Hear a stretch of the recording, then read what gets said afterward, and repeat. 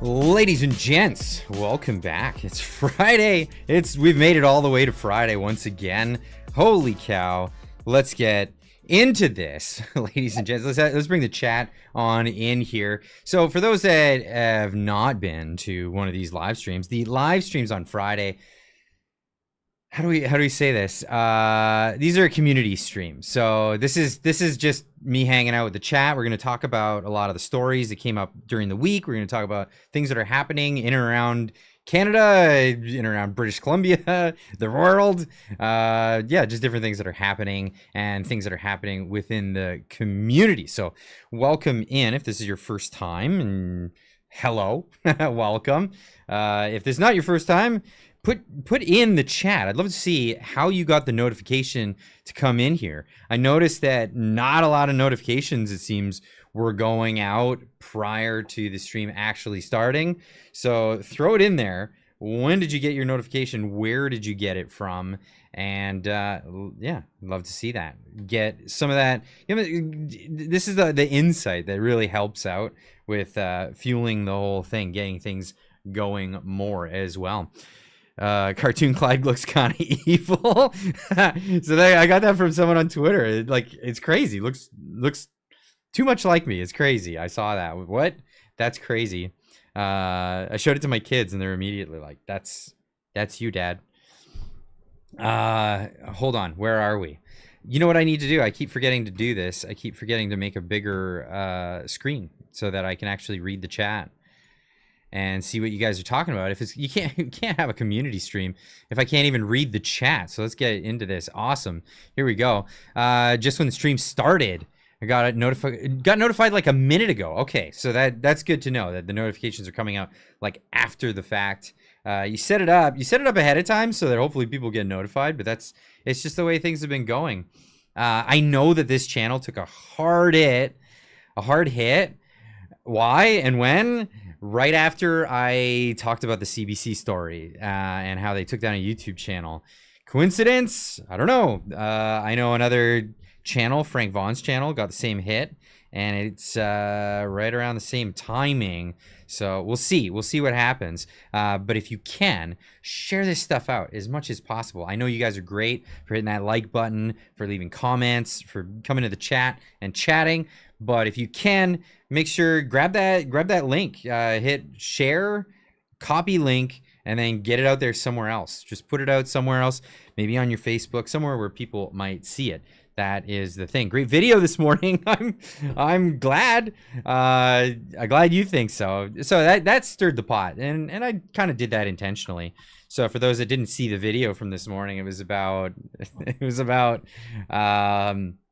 Americans coming to Canada and realizing that Canadians aren't always that nice. I subscribed after seeing you on Jasmine Lane. Well, thank you so much, Leanne Larson. That's awesome. That's awesome. Jasmine's such a great host. And yeah, for those that didn't see that, go check out Jasmine Lane's channel. I was on there just the other day. We filmed a bit. I think there's going to be another part of that conversation coming out because that conversation that girl could talk. That girl could talk, and so can I. So we kept going for quite some time. Question: I live in Buffalo and saw an electronic billboard from Ontario Tourism with the exchange rate. I thought Fat Doug Ford wants to punish the U.S. What with the exchange rate? You guys have a favorable exchange rate, so you guys would be doing good. Unfortunately, it all comes back though when you start buying things here, because things are so much more highly priced. In fact, did a video about that this week about the comparing steak with steak, and yeah, there was some like differences in the prices, and we worked out the math. We got all the math in, and what is it?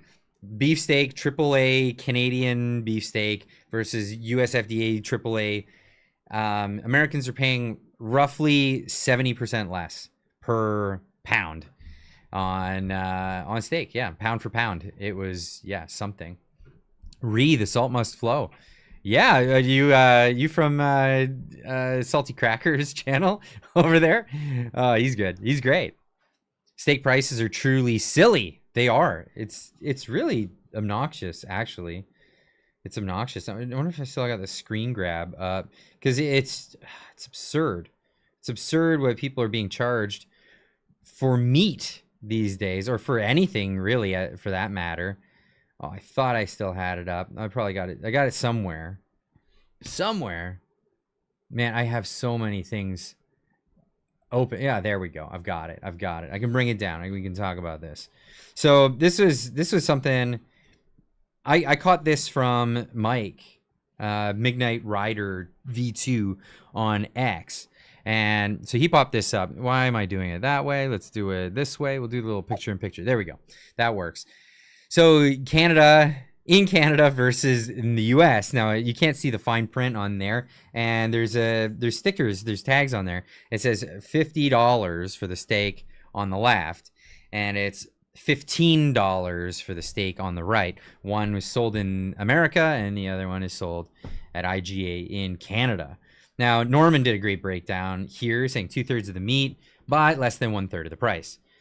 Even the utter weakness of our Canadian dollar doesn't make up for the price disparity. I did some number crunching, and you can skip down to the third to last paragraph for the conclusion if it's a TLDR, too long didn't read scenario in this one. So at the end of the day, what is it? What's the actual outcome? So here's the numbers. Based on February 1st, the Canadian dollar would dip to 145 Canadian per every USD.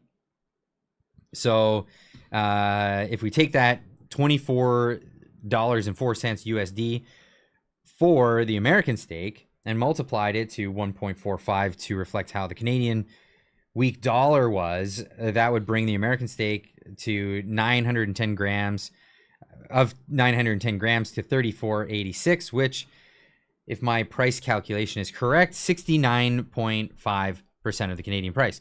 So the conclusion is the American steak is significantly cheaper than the Canadian steak, even if we altered the weights and prices so that it's comparing apples to apples.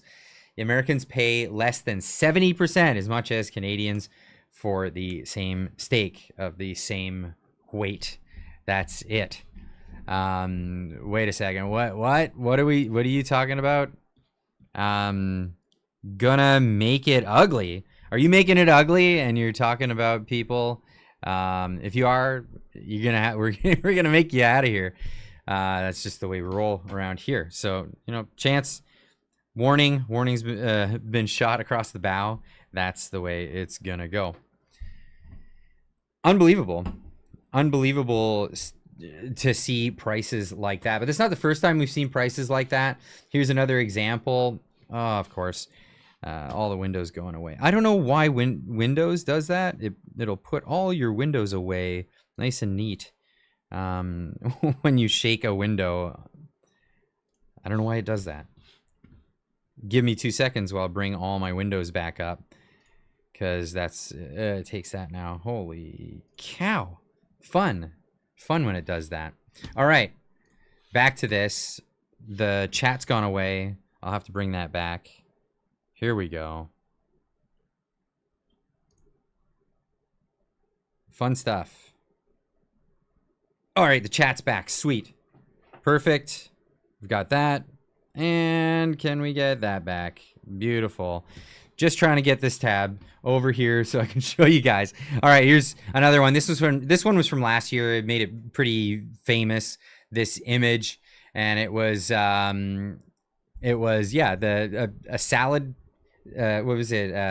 Veggie sticks, a veggie platter, as well as a fruit platter, both going for $44.99. Bye. Okay, see you later.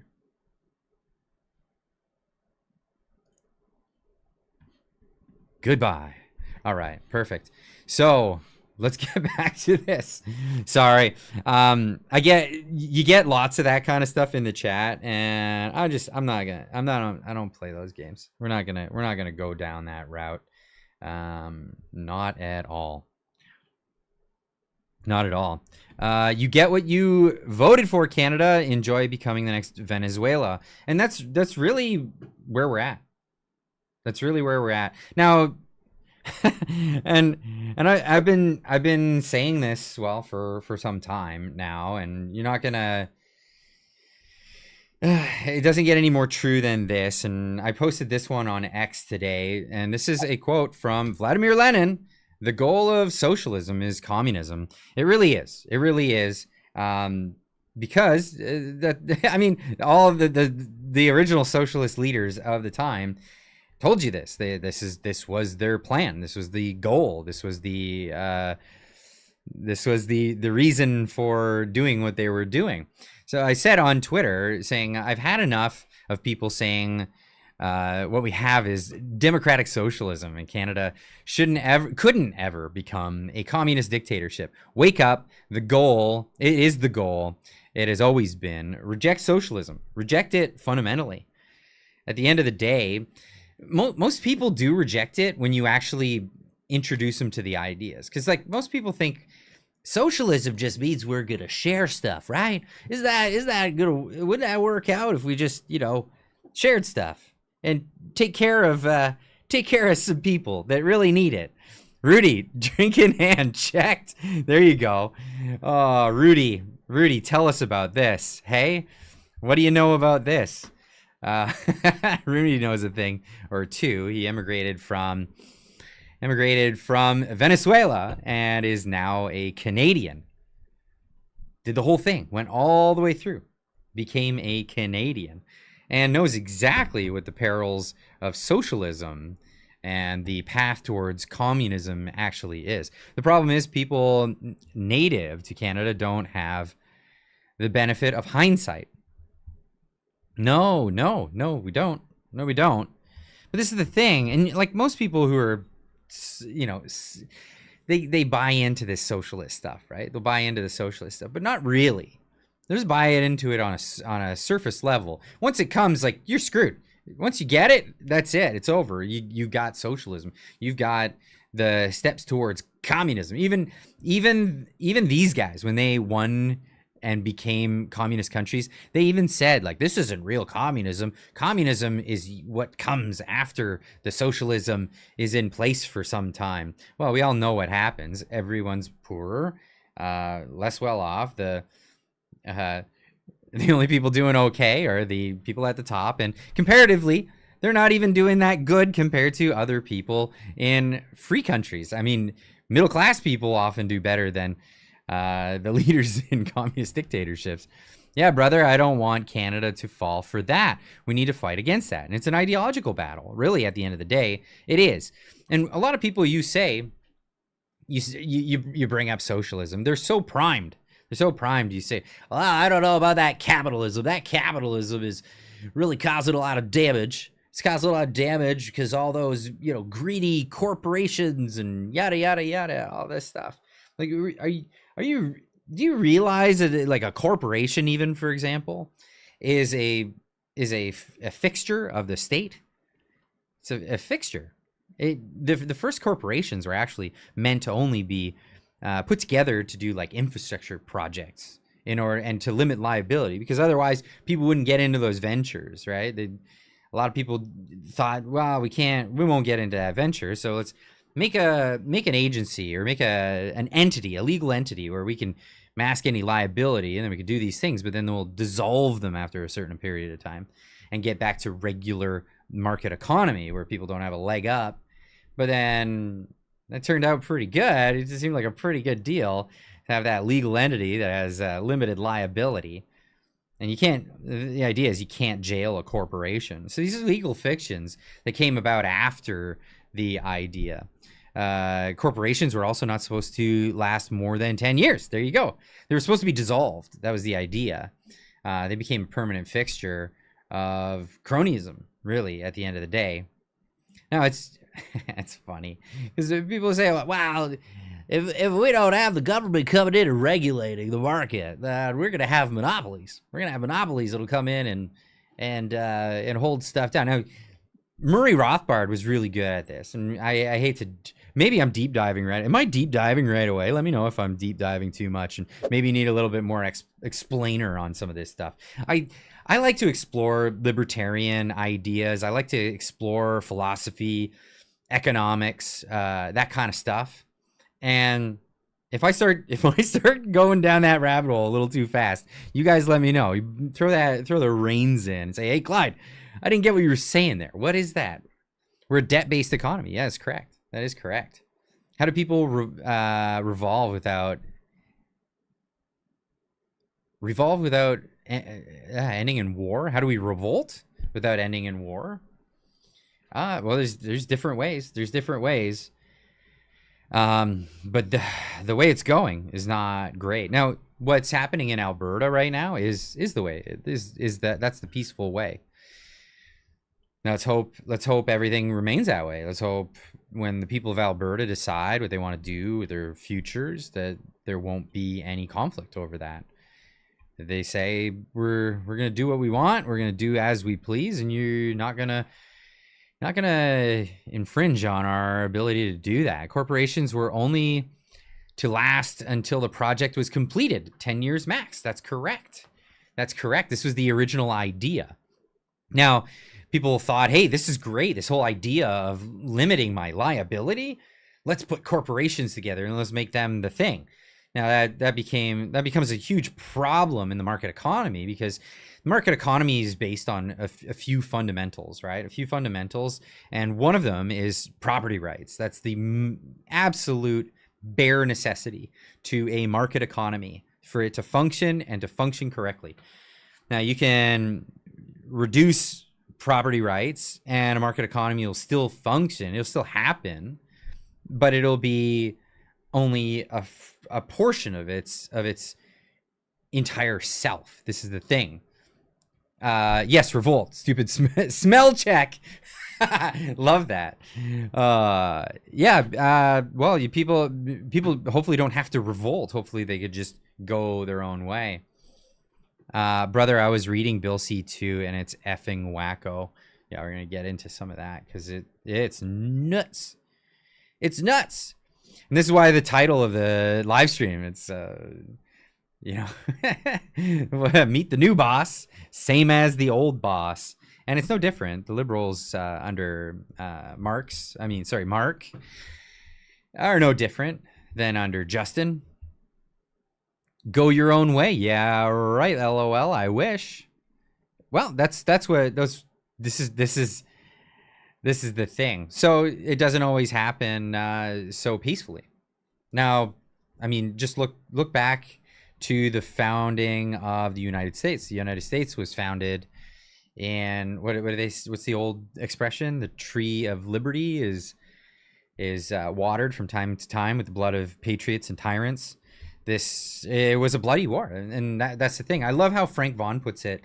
How people will say, well, there's these old laws that I could follow that were like predate the United States or whatever. And it's like, yeah, but then there was all these laws that held the United States as part of a British under the monarch, and then one day they did something illegal against those laws, and they wrote a Declaration of Independence, and Britain was not so keen on that, and then there was a bloody war that followed. So that's not always the case when places separate from each other. It's not always the case. Sometimes it's the case, sometimes it's not. And let's hope in a modern civilized society it doesn't turn into bullets and we can just have our ballots. Clyde, we're socialists too. Have you seen people get mad now that they can't use their EBT to pay for fake nails? What is EBT? Like electronic bank transfer? Is that what that means? Sorry, I haven't seen that acronym before. There's no democracy in Canada. It never was. It is just an illusion. EBT is food stamps? Give me a break. You can't use your food stamps for get your nails did? America food stamps. Okay, fair enough. Yeah, no, that's crazy. So the dangers of socialism are real in the United States, but they are nowhere near as close as what we have here in Canada. What we have here in Canada is absolutely terrifying, but that isn't, let's not take away with from just how bad things can get. in the United States, because there are some serious real world dangers. And I love showing this video. Vesper put this one up a while ago, and this is Rand Paul talking about this as a cautionary tale. And of course, guess who the cautionary tale is about? It's about us here in Canada, but it's a cautionary tale to the United States because there's some serious dangers of stepping away from the separation of powers. Some serious dangers of giving too much power to one particular branch of government. And what often happens in those situations. So Vesper writes here, a cautionary tale to America from Canada. Did you know that the U.S. has an Emergencies Act? Senator Rand Paul, while proposing the Republic Act, uses Canada as a warning to Americans by stating, if it can happen to them, it can happen to us. Here's his speech here. The National Emergencies Act of 1976 was supposed to be a reform of presidential emergencies. It was supposed to limit the power of presidents.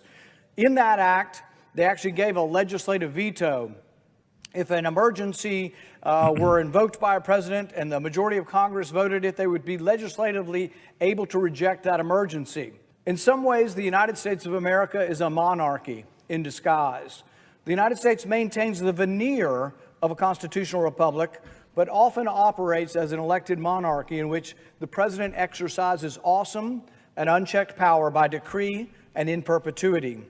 If the Republic Act, my amendment today, were accepted, the president would no longer be able to utilize this power, at least would have a limited power during a limited time, and a majority of Congress would have to affirm the continued use of this emergency. If anyone doubts that emergency powers can be abused, just look to Canada. As Jean Healy of Cato Institute wrote, America's neighbor to the north offers a cautionary tale about the risks that broad emergency powers could be turned inward against political dissent. In early 2022, Canadian Prime Minister Justin Trudeau faced a mass protest against COVID-19 restrictions, in which Canadian truckers obstructed key border crossings and effectively shut down the capital city with their rig. Instead of simply clearing out protesters and punishing them via conventional legal means, Trudeau invoked emergency powers broad enough to permit the financial unpersoning of anyone participating in the protest. He went to their bank accounts and took their money. When people raised money voluntarily through crowd financing to help these truckers, he stole that money as well through martial rule. Without any rule of law, he took the money. No transaction with the protesters. He took their money. The fact that the people know this and they're not like screaming from the hilltops about it is just insane. Were locked up under martial law. Canada's 1988 Emergencies Act gave the Trudeau government staggering powers to subject individual protesters to debanking without due process. No, it was the 1988 Emergencies Act, because before it was the War Measures Act that was abused by his dad, Pierre Elliott Trudeau. That's right. This is the danger of presidential power, of excessive presidential power. It isn't about any individual president. It's about all presidents of either party, because men and women will succumb to the desire for power. It's inherent in all. That's why we must have checks and balances. Deputy Prime Minister and Finance Minister Chrystia Freeland put it this way in describing Trudeau's martial law. As of February 2022, in a warning to the truckers, as of today, a bank or a financial service provider will be able to immediately freeze or suspend an account without a court order. The government of Canada, essentially Trudeau, could freeze a bank account without a court order, without due process of law. We are today serving notice. If your truck is being used in these protests, your corporate accounts will be frozen. The insurance on your vehicle will be suspended. Send your trailers home.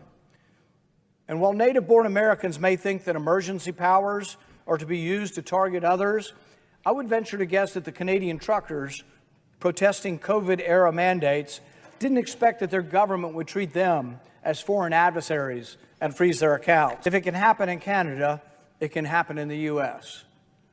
If it can happen in Canada, it can happen in the U.S. And that should be Holy cow, that should be the biggest warning ever. That should be the biggest warning ever to Americans. And oh boy, Canada is really going down the wrong path. The wrong path. Did something happen to his truck? We're talking about Big Red, right? I saw that in the chat. People are talking about Chris's truck. So Chris, for those that don't know, talking about Chris Barber's truck. He was truck number 1 for the Freedom Convoy. I'm gonna see on Twitter if something's being talked about, but as far as I know, nothing. No. 12 hours ago, Big Red was on the road. That's that's where we're at now. The question about that is the fact that they're trying to threaten Big Red. The government is the government's trying to, in the case that in the case which they've been found guilty of mischief. It's like, oh, you got found guilty of being Dennis the Menace. You know, like, what does that even mean? The government has enough people all brainwashed to hate us. Yeah, the fringe minority. It's unbelievable. It's unbelievable. But so they were talking about confiscating property from Tamara and Chris, and listed Chris's truck, Big Red, as part of that. It's a beautiful truck, absolutely beautiful truck, and I mean, look at how low it rides. It's just so cool. Like, how cool is that truck? But yeah, how tyrannical is our government? That's the avenue that they're gonna go down, and like, there's nothing is too petty. Nothing is too petty for these people in Ottawa. It's dumbfounding. It's dumbfounding just how eager they are to do any of these things. It's absolutely unbelievable. Now, getting into some of this Bill C2 stuff. This is what's been coming up. Thank you, Trump, for backing Carney. So, but this is the thing, like, I just want to get into that for a second. This is not Trump's fault, the fact that Canada has liberal. Now, when he says, and he said that, he actually said, like, I'd rather deal with a liberal. See if I can't get that clip.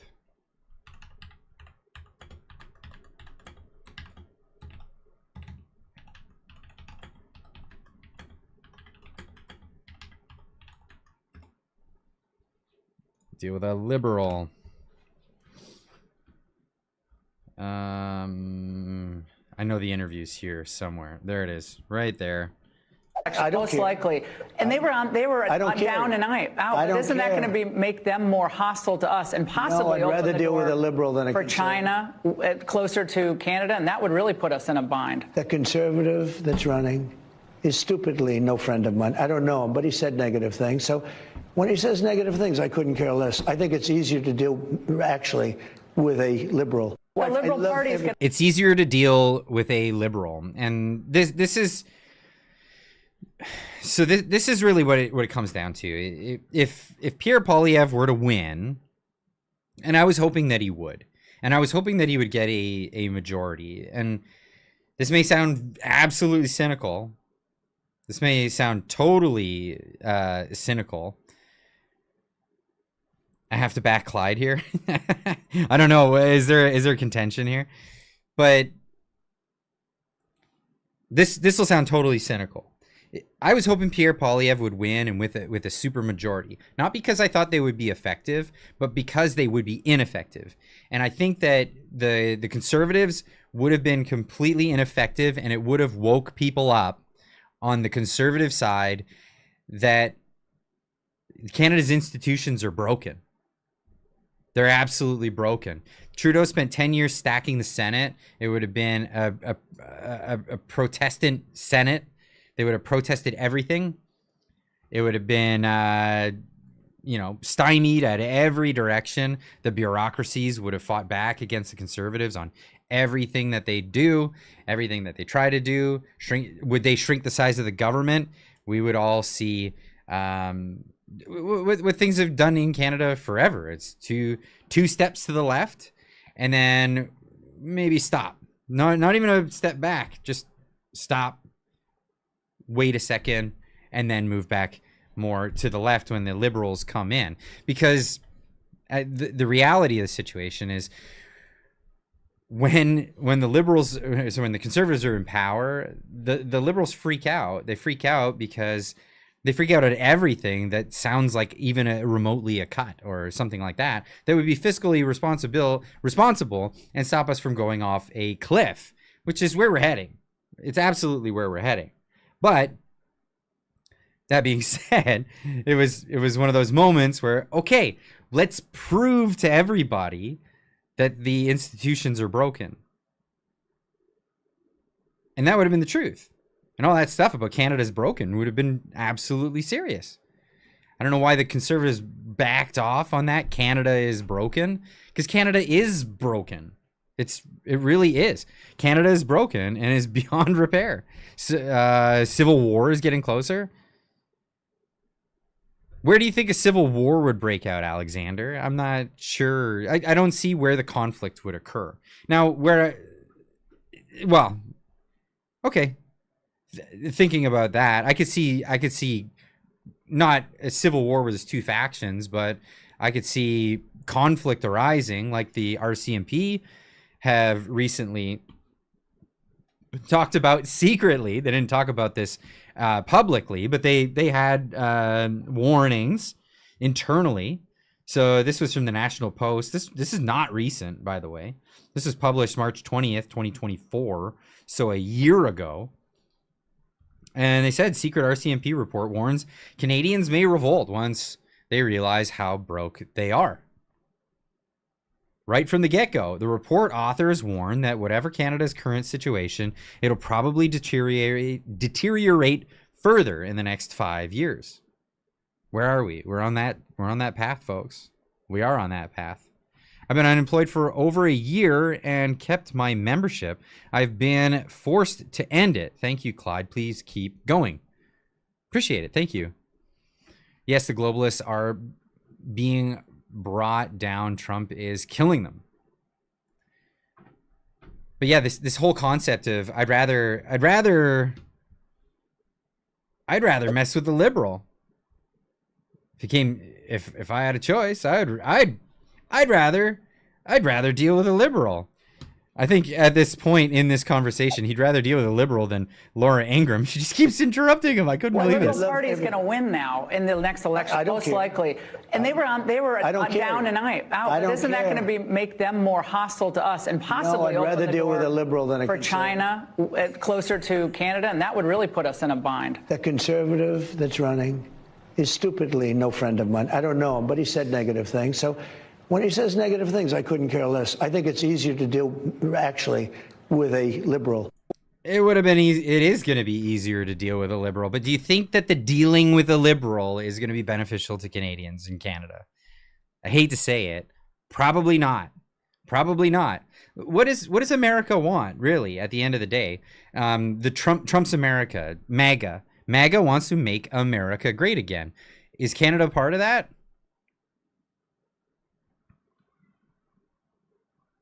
Only if Canada wants to be great again. But if Canada wants to go in a different direction, well, America's yeah, well, anyway about that. The view here from MAGA, from Trump, is that Canada, and as I've pointed this out a bunch recently.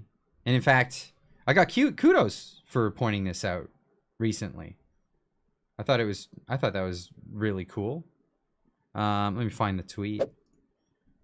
I got kudos for it today, actually. This was from a viewer who had watched my show with Jasmine Lane. I was on the Jasmine Lane show. And this viewer says, at the very end of this interview, Clyde Do Something makes a brilliant observation that Canada's most valuable commodity is not oil and gas, precious metals, steel, aluminum, canola, or anything that you've heard. It's our proximity to the United States of America. That's what it is. That is the best thing we got going for us. We've got a giant super economy. The biggest economy in the world is right there. It's right there at our disposal. And what are we doing? We're going, la, la, la, nana boo boo, we're better than you. Really? Really? Is that the attitude we should be having? And you know what? Like, I tried dancing around it for a bit. I tried like sugarcoating it, and a lot of people get angry anyway. So I'm just done. I really am done trying to make it sound nice. It's seriously a situation of canola is poison, by the way. It's good gear oil maybe, but here's the deal. Sorry, folks, but the attitude, especially this elbows up stuff that came out of the election, is exactly what Trump needed to rally people in America to say, you know what, screw those Canucks. They don't like us. They don't want our stuff. Well, we don't want to take their steel either. In fact, we always had a steel industry. We had too much steel, so they started making steel for us. Our steel plants shut down, and they kept going. And this is this relationship. Why are we shutting down? We should ramp up production and say, forget it. We don't want your stuff anymore. I clicked on this stream with Clyde's toughest out in his thumbs to his ear. Oh, yeah. Nanner. We're better than you. Yeah, I'm sick of it. I'm honestly sick of it. Tell me something that we're better at. And so people will be like, we're better at hockey. Yeah, is that why all the Canadian hockey players leave Canada? Come on. Tell me exactly what if they decide they don't want or need our oil? Well, that's a thing.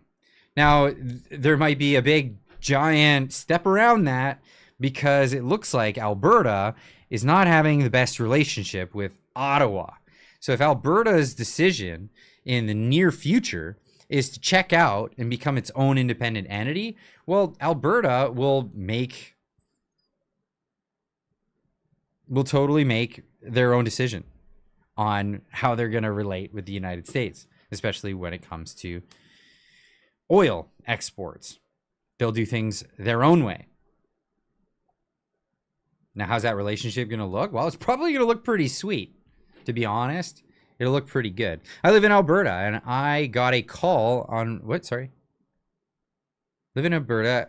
I got a call on my landline yesterday to see if I wanted to vote yes or no. I voted yes since our government is so corrupt. Roger, I wonder who commissioned that. Do you know? Did they say who commissioned that? I would be interested to find out, because there is some serious movement on this one, and I'm excited. I'm excited because why? Because I'm gonna move to Alberta. No, I'm not moving to Alberta. It's not happening. I'm excited because every liberation movement is my cup of tea. You know, that's my cup of tea. Yard Prep says I'm ready to denounce Canadian citizenship in exchange for Alberta passport. You know, so how many people are? That's great. Ramble On, love that song. Yeah, Zeppelin, one of my faves. Ottawa is a criminal entity in Canada. It's also an unnecessary one, if you really, really suss it out. It's an unnecessary entity that no longer exists. And this is the big surprise for globalists and central planners. That this is the biggest surprise. I think it's probably just as big of a surprise as it's been to white collar workers and the advent of AI.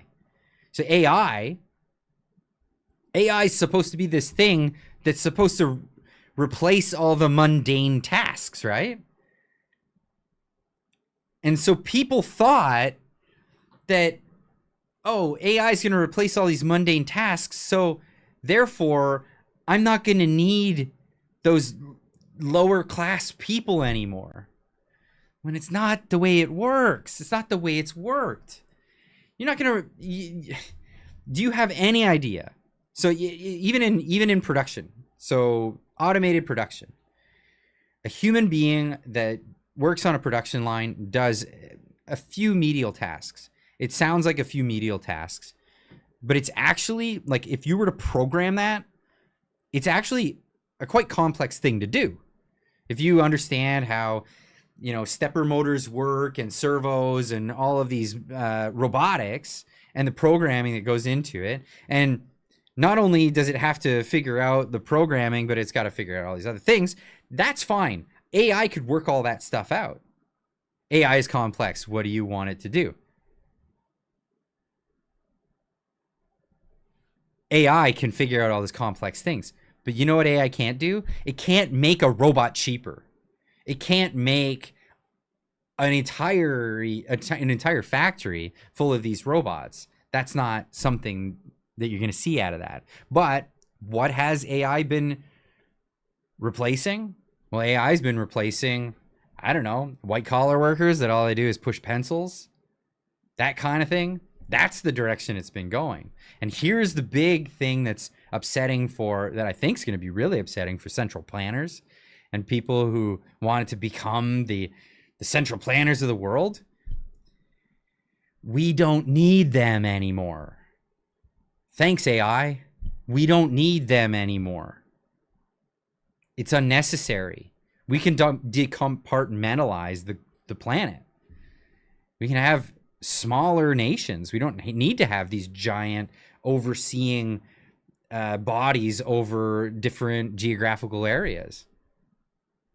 That's the thing. So what do we need a federal government for? Now, for people who live in Alberta, I mean, it's a no-brainer. The federal government is more of a cost than it is a benefit. It straight up, it costs more than it benefits. Easy. This is the easy law of reduction of costs. If you're going through your family, your home, the costs at home, and you're like, hey, there's this like outside entity that we keep paying into. It's not a family member or anything like that, but it's just like consultant thing that says they're helping us out, but it turns out that we're getting way less benefit than we're paying out by like a huge margin, like a huge margin. What would your family do right away? They'd be like, oh, get rid of that thing. Oh, okay. Canceled. Bye. This is what's happening. It's unbelievable. Oh, we haven't even covered robots yet. Robots are expensive. That's why AI, where AI is going to excel, especially in the infant stages of AI coming out and replacing people. Comrade in the chat, Comrade Frank. We will get the extra money to make the propagandas, right? Did you get your proton mail?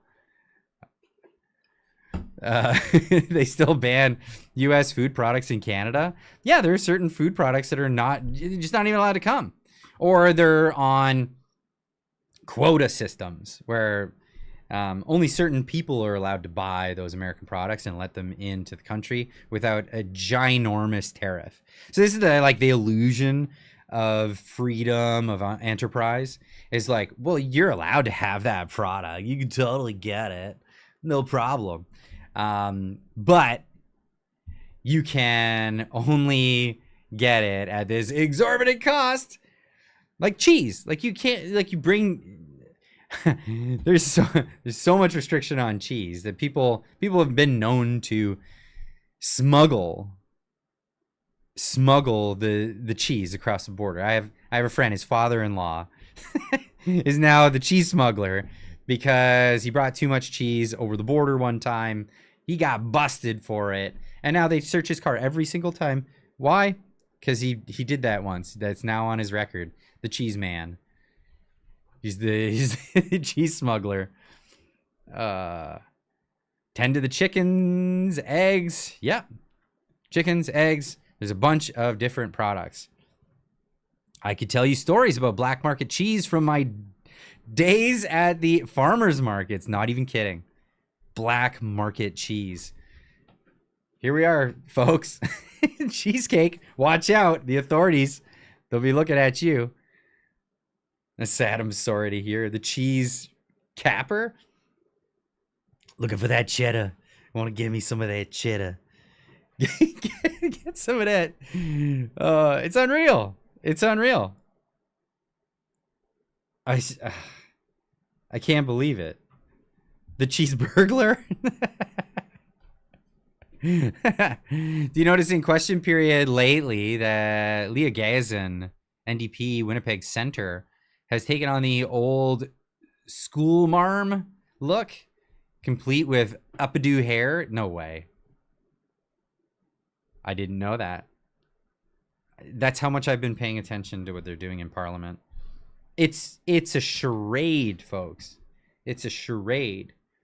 Now, Frank did a video today. I spoke to Frank earlier, but he did a video. I haven't seen it yet. And he was telling me, yeah, he did a video talking about the different bills coming through. One thing he taught me today that I didn't even know that they can do is that the Senate can introduce bills, and it works backwards.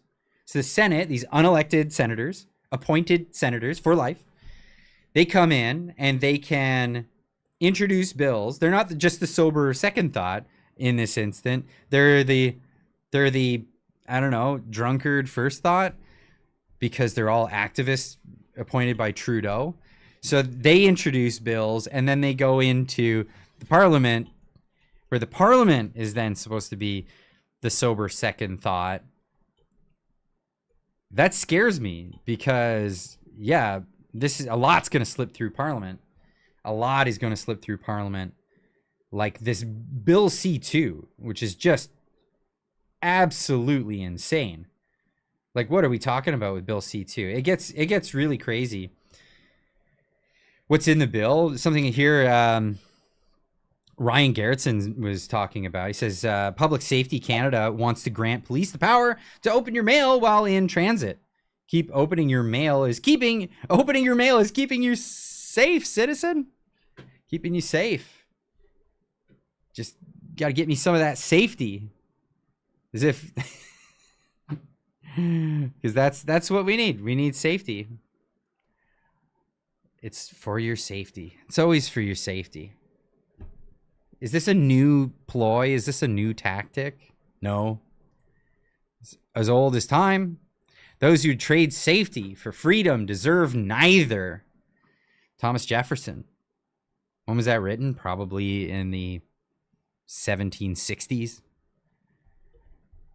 Unbelievable. What is a tap button on a computer going full boomer here? What? There's a tap button? I'm still looking for the any key. Man, it's been years. Still haven't found it.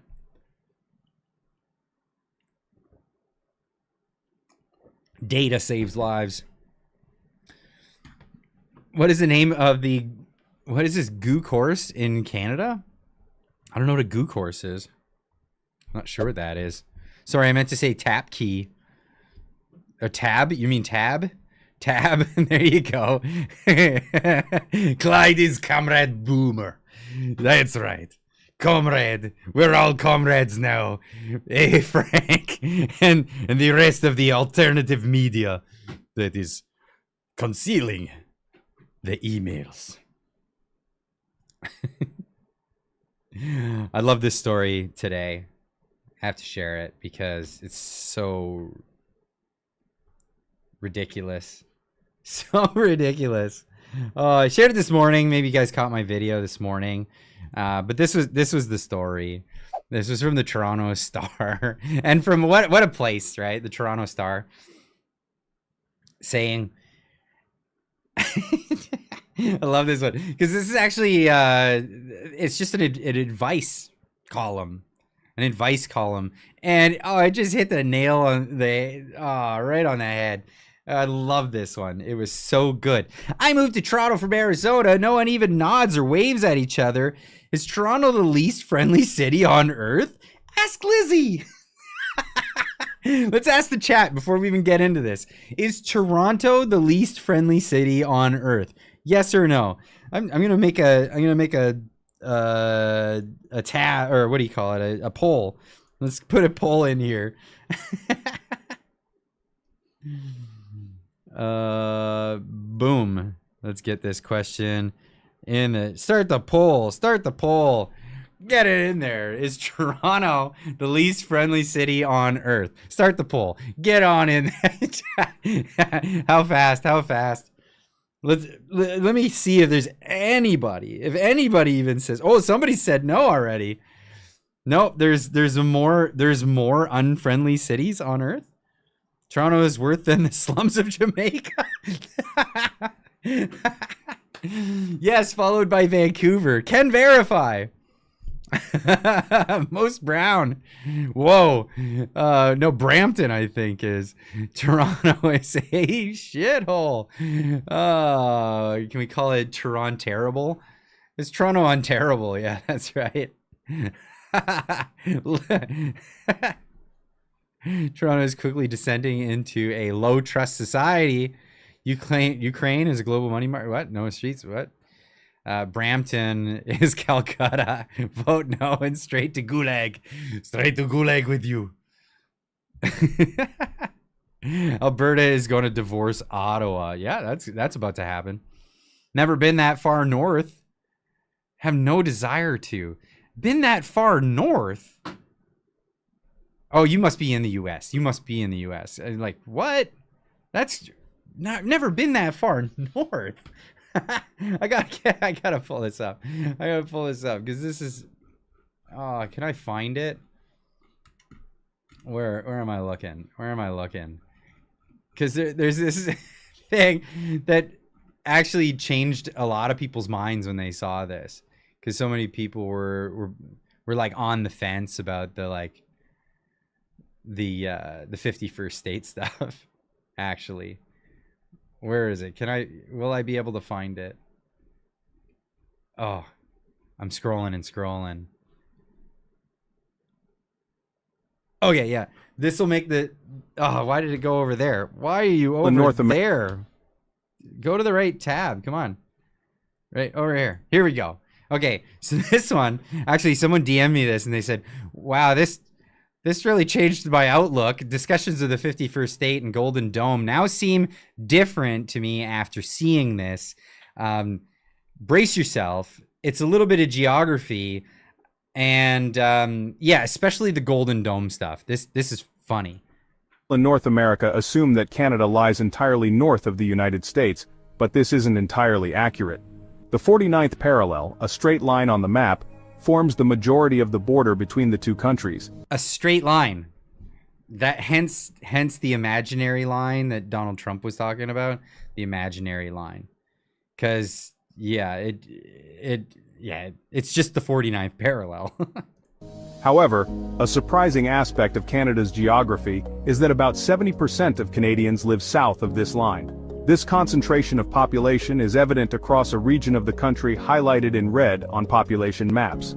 Even more surprising, nearly 50% of Canadians live in an even smaller area below this line, making it clear that a significant portion of the country's population lives south of the U.S. state of Washington. Can you get that? That's crazy. 50% of the Canadian population live below the entire state of Washington. The entire state of Washington. That's insane. That's pretty crazy when you think about it. I mean, like, everybody in Southern Ontario, like you're south compared to like what, Milwaukee? Like Wisconsin? No, Northern Michigan, all of it. It's crazy. Canada's southernmost point, located on Middle Island in Lake Erie, further challenges common perceptions. This point is situated so far south that it lies below a portion of Northern California and even further south than the majority of 16 U.S. states, including Massachusetts and Oregon. The whole Midwest. And if you're like, well, I'm from the north, listen to me, I'm a northerner. I'm a northerner. I know about the north. You're about as north as Northern California. Yeah, it might get cold there, but crazy. This geographic reality creates the surprising fact that more Americans live north of Canada's southernmost point than Canadians themselves. Yep. Perhaps the most striking example of this anomaly is seen in Detroit, Michigan. Hey, my hometown where I grew up. Detroit is the only U.S. city where traveling south will take you into Canada, rather than the other way around. We used to joke about that when Americans would come over and they'd be like, it's not that cold here. they're joking, and people would like joke back. Yeah, you know, whatever. This unusual arrangement highlights the fascinating intersections between population, geography, and perception in North America. Yep. And this video has changed a lot of people's perception of the Golden Dome.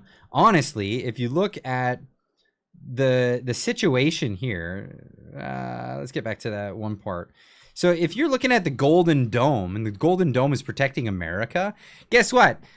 They're also protecting all of you, like everyone in that part of the Canada. 70% of Canadians, they're protecting you. Yeah, of course they're going to want you to contribute a little bit. Insane. Insane to think otherwise. Mr. Doom sent one Clyde Do Something gift membership. Thank you so much. Really appreciate that. And I think that was received by Gaetano. Make sure you give a big old thank you in the chat for Mr. Doom. Thank you so much. Appreciate that. But yeah, that was that. So let's get back to the story. I moved to Toronto from Arizona. No one even nods or waves at each other. Is Toronto the least friendly city on earth? The chat is saying 87%. Yes, it is. It is the least friendly on earth. Unbelievable. Let's get into the story as it's read here. Question. What is the protocol when... So this is the person calling question and answer from Lizzie Tesher. Lizzie Tesher is an advice columnist for the Toronto Star and is based in Toronto. Send her relationship questions via email. Question. What is the protocol when moving to a new neighborhood as far as relationships with your neighbors? I just moved here from Arizona and I'm not sure how I'm supposed to behave. At home, I rarely see our neighbors. We drive everywhere. We need to go and maybe only see people when we're walking the dog or mowing the lawn. A wave usually suffices, but here I see people walk straight past one another without even a nod, or see complete strangers stop and chat. It's very confusing. What's your take on this situation?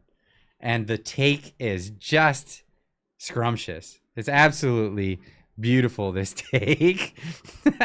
Canada is the CO2 green or great conversion Brookfield asset. There you go. Yeah. Thank you, my friend. Yes. You got a gift. That's awesome. So here's the answer. And this is delectable.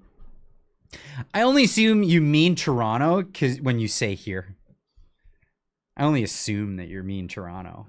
I mean, just the condescension right out of the get-go is just my favorite. I love it. Clyde was born and raised in South Detroit. Yeah, just like the Journey song.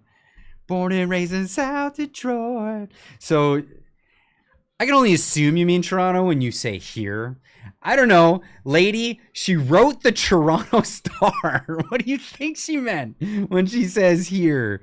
She wrote to the Toronto Star columnist based in Toronto. That's what she meant by here. Oh, man, like right out of the gates. It's just very Toronto. Thank you for the condescension. Right out of the gates. I grew up in Toronto and it was way different back in the 90s. I lived in Toronto for a short period in 1999, like end of the 90s. And Toronto was pretty cool even back then. But wow, things are different. Things are a little different these days, folks.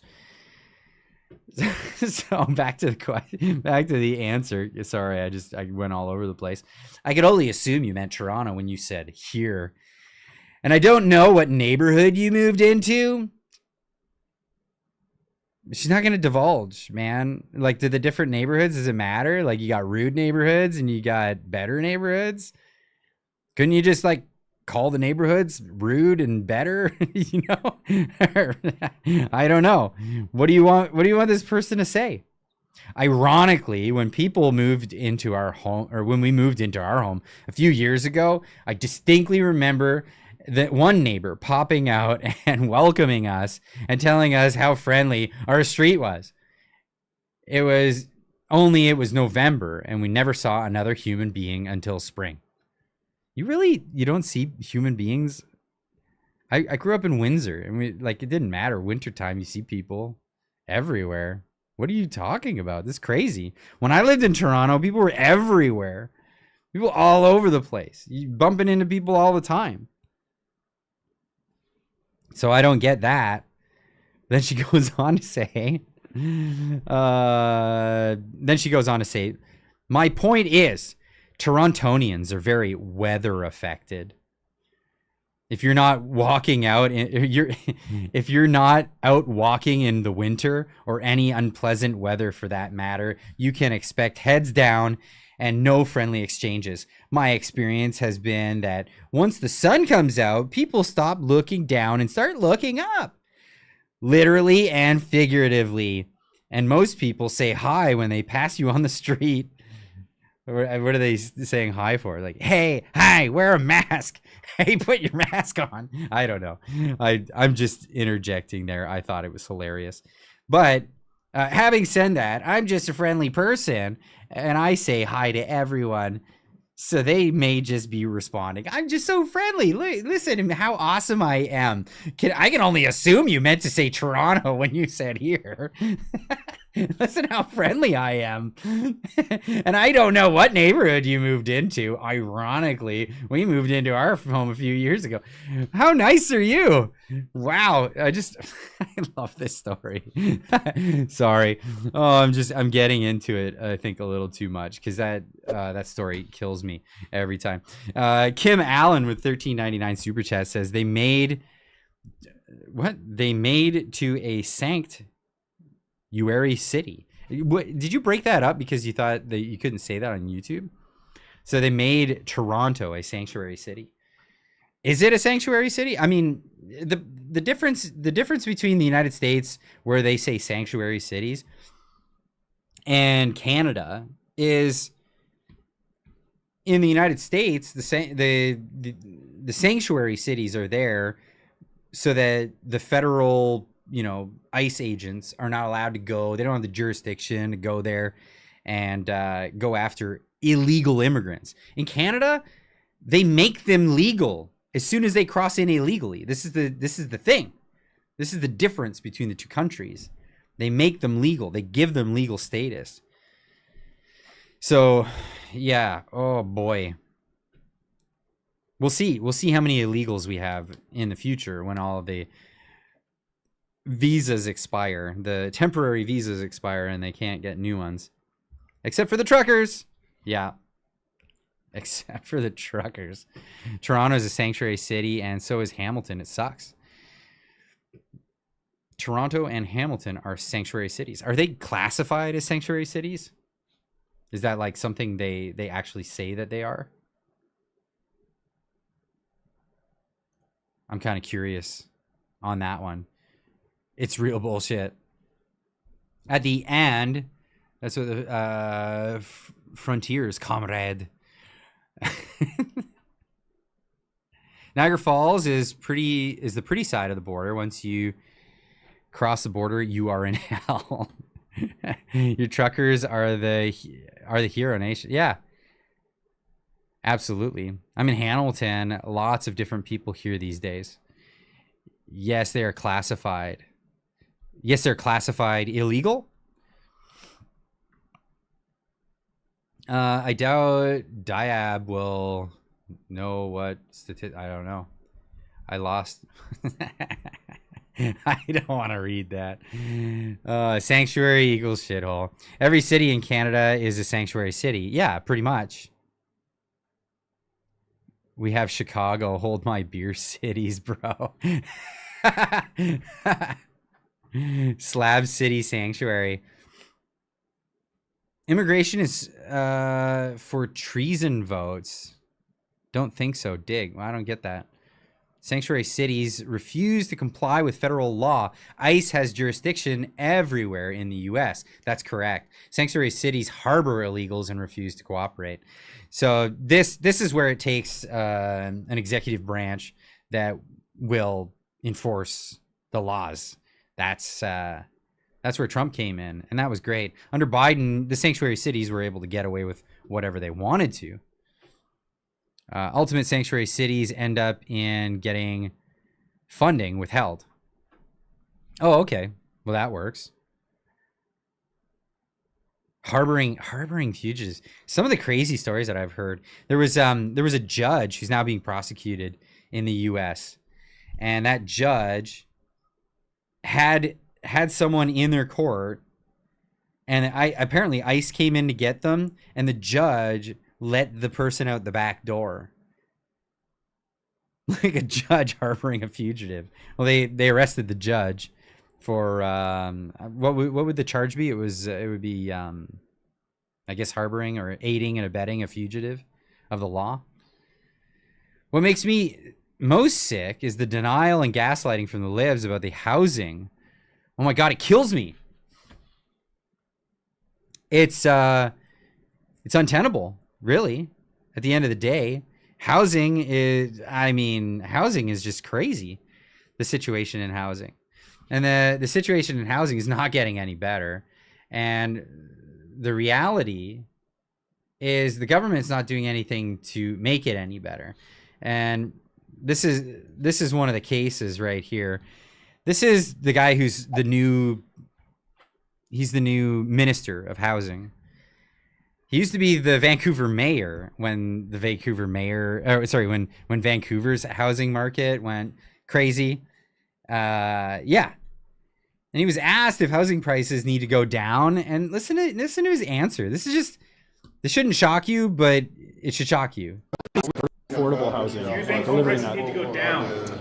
No, I think that we need to deliver more supply, make sure the market is stable. It's a huge part of our economy. We need to be delivering more affordable housing. The government of Canada has not been building affordable housing since the 90s, and we've created a huge shortage across Canada. That's where the big need is right now, and I'm very encouraged that the Prime Minister and our commitment right now in government is to double construction and focus on the affordable side. So, like, just think about what he said for a moment.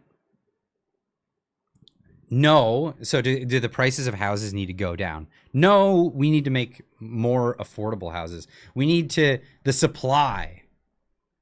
Clyde Diab doesn't have the statistical data on other illegal immigrants. Who's Diab?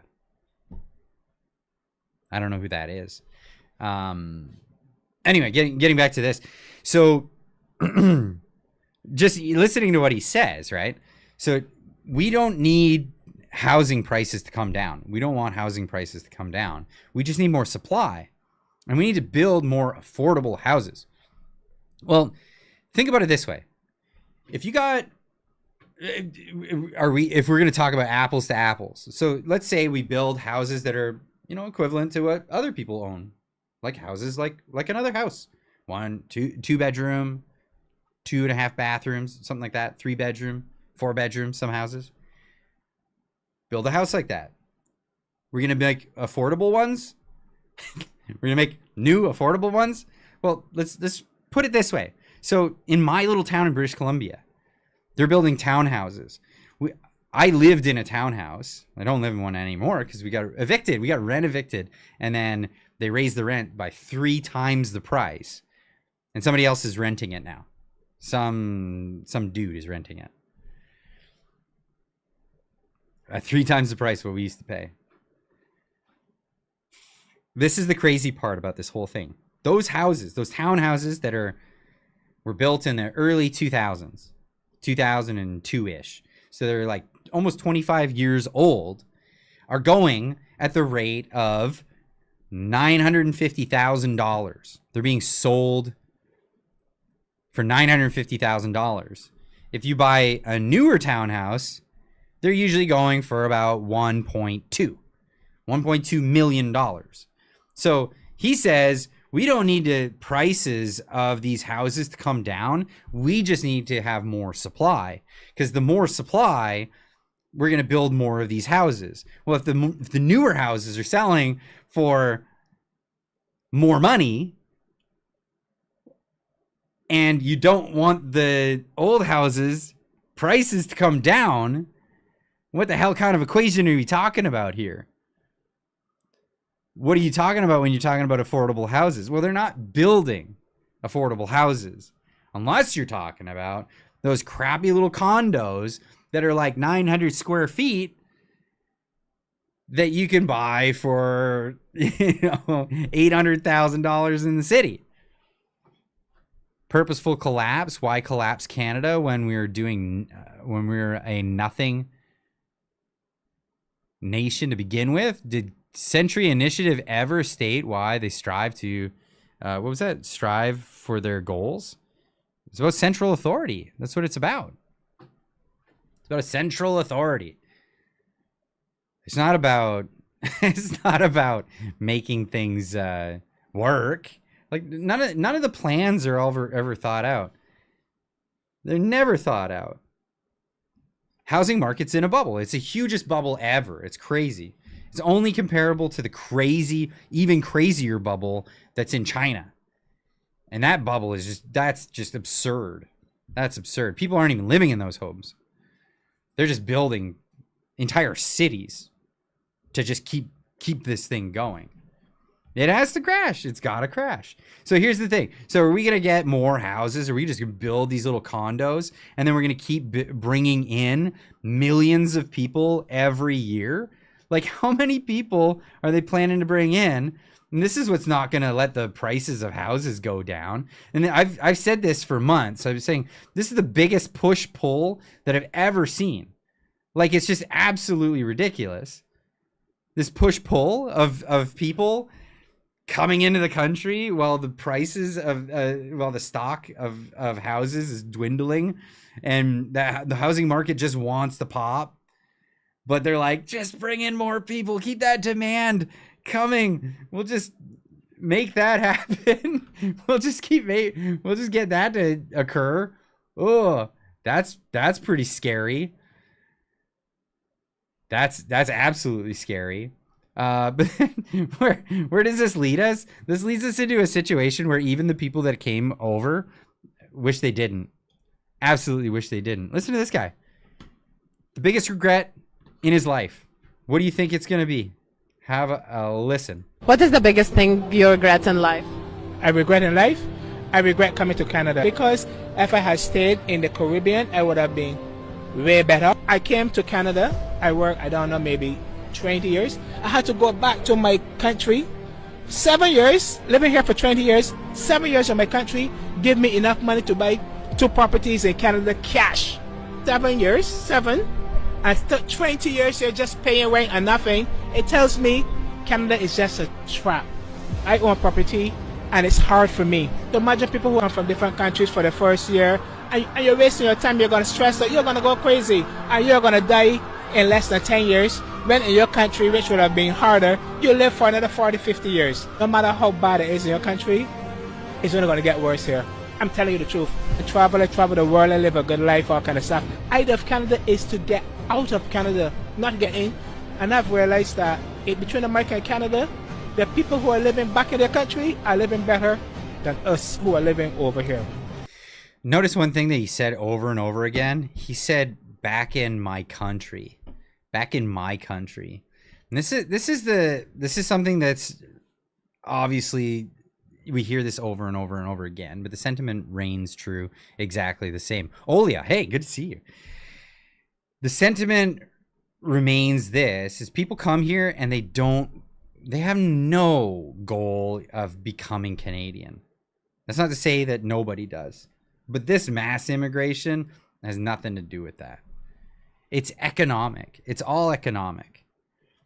Why this guy even came back to Canada, 20 years in Canada, went back for 7 years so he could come back to Canada and buy 2 homes. If he wants to get out of Canada, why would he say that he did that? I don't get that. That's part of the thing that is a little odd for me. But that's the sentiment. People say my country, back in my country. If you move to a country, that country is your country. What are you doing? Why would you say that? But this is the reality. Look at the situation we've got here. We've got refugees, tons of people coming into Canada. Many people. And they're doing it for economic reasons. Look at just the amount of money that is given out to people who have no real stake in the society. And if everything dried up, the first thing they would do is pack up and go. But we're taking our resources and we're giving it to this. In Canada receive financial aid? Here's the breakdown. Many people wonder how much financial support refugees receive when they arrive in Canada. Under the Resettlement Assistance Program, RAP, refugees get nearly $1,900 per month. Plus, they can earn up to $1,000 from employment. Families with children also receive the child tax benefit, which provides $1,800 per child per month. On top of that, there's a $500 housing top-up and a one-time $8,300 startup allowance for basic needs, like furniture and clothing. Even after RAPE ends, refugees can apply for provincial Isn't it funny that it's called rapey? assistance if they still need financial help. This has sparked debates online, with some Canadians pointing out that pensioners receive only about $1,500 per month after working their whole lives. My thoughts on this are pretty clear. I am not against immigration. My father, my grandparents are immigrants. They entered Canada the correct way. They had their proper paperwork. They escaped a country that was in war. They redid their degrees so that they were qualified to work in Canada and make a life for themselves. We have veterans, we have Canadians that have worked here their entire lives, that have protected our country, that have given us freedom, who are living on the streets or living below the poverty line. This is not okay. It's not okay. It's not okay. My parents are the same. My parents both came from different countries. My dad came from the United States. Of course, wobbly lol. If you guys have wobbly pops, crack one. Now's the time. Now's the time to do it. It should be like one of those things, like those. You remember those old books, like when you hear the chime, turn the page. Except crack a wobbly pop. One of those.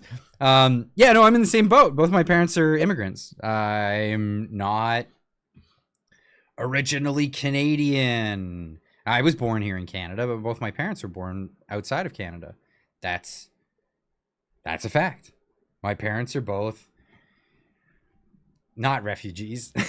My mom's family came from Scotland and they moved here. They emigrated to Canada. Did they get handouts? No. They came over with savings. My grandpa came over first and he worked his tail off, and then he was able to bring the rest of the family over and then built a house and all of this stuff. And that's what he did. My dad is American. He was serving in the U.S. Air Force. And he met my mom in Canada. He was stationed in a remote location in Canada. And they met. And then families moved to America, moved to Canada. It's been back and forth. Wow, that was a really really quick thing on the thing there. Clyde is pissed. So funny to hear him dismiss immigration. What do you mean dismiss it? Dismiss immigration? Immigration is a key thing. I think it's important, but what we've got is not immigration. This is migration. This is mass migration. Bravo, Clyde. Nice. Thank him for his service. I do all the time. Absolutely. But yeah, he served in the U.S. Air Force, not the Canadian services. Disimmigration, he said. Disimmigration? Oh, like diss-immigration instead of like dissing immigration, like making fun of it. This is a, oh, sorry, missed that. I'm American. So am I, brother. So am I. And yeah, we're on our way out. We're on our way out. But this is something that's been in the actually, let me tell you guys about this. Does anybody not know about this story? Because this would be a good time for some people who are new, perhaps, don't know the story, have heard things from other channels or something like that. I've had some people really say some really nasty things about me, and I'd like to clear the air on that one. So if you heard some nasty things, yeah, those people can go get stuffed. But the reality of the situation. So, and I've been slow walking this one. I'm going to make a video about it. It's just it's a ways away. So that's the problem. Is like, okay, well, it's not happening yet. So, yeah, I might as well explain it. So we're going on about a year now since we were evicted from our place. So we were evicted from our place in our beautiful little town in British Columbia. Church of Hertz with a $5 super chat says, Canada's Our Pal delivered and opened by a guy whose own ignorance... Sorry, delivered and opened by a guy whose own ignorance should be recognized as a national threat. Canada. It's all so painful to watch. Yeah, you know what? I'm probably gonna go over that because I did have a clip somewhere. I've got so many clips all over the place here.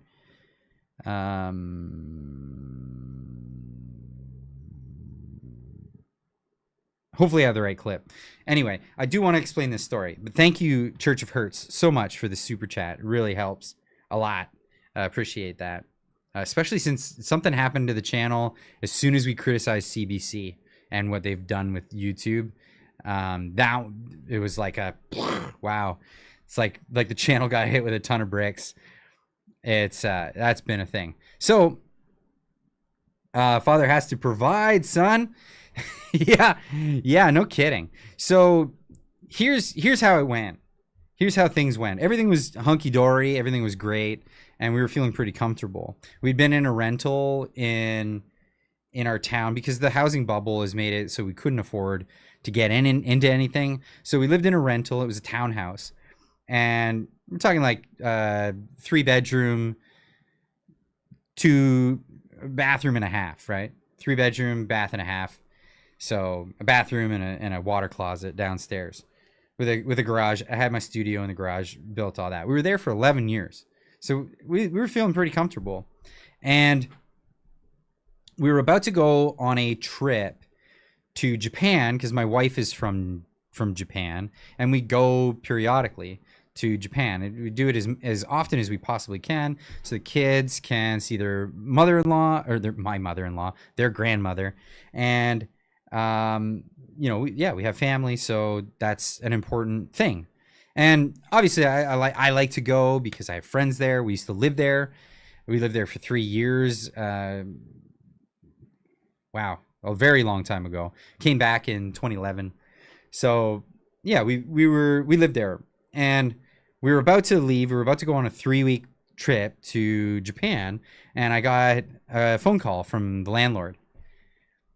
I'm moving back into my place. You guys got to get out in 2 months. What happened? He's just, I broke up with my old lady. I gotta move back into my house. You gotta get out. I said, was there anything we can do? Could we put you up for a period of time so that it gives us a longer period to figure out what we're gotta do? Is there anything we're planning? Nobody has a lease after 11 years. It's always just month to month. That's how that works. So yeah, we were given 2 months, and it was no negotiations on that. And later on, I did some research, and I found out that the law had changed. If he would have given us notice A month later, the law changed and he would have to give us 4 months notice. So he made sure to get it in before that date that it changed. And the other provision in that was he'd have to actually live in the place for a year if he had waited. But this way he only had to live in the place for 6 months before re-renting it out. So he kicked us out. And I said, listen, we're leaving for Japan for 3 weeks. We won't be back. That gives us only 5 weeks to move out. Like, is there any way you can give us more time? My hands are tied. Sorry, I can't do it. I need to move back into the house. Okay. I mean, once a notice is been drawn and an eviction notice, and you have to presume that it's with good cause, right? It's with cause. So, and the cause was he was moving back in, which is really the only thing you could do, unless, you know, if you want to just rent it out after 6 months, which we'll get there.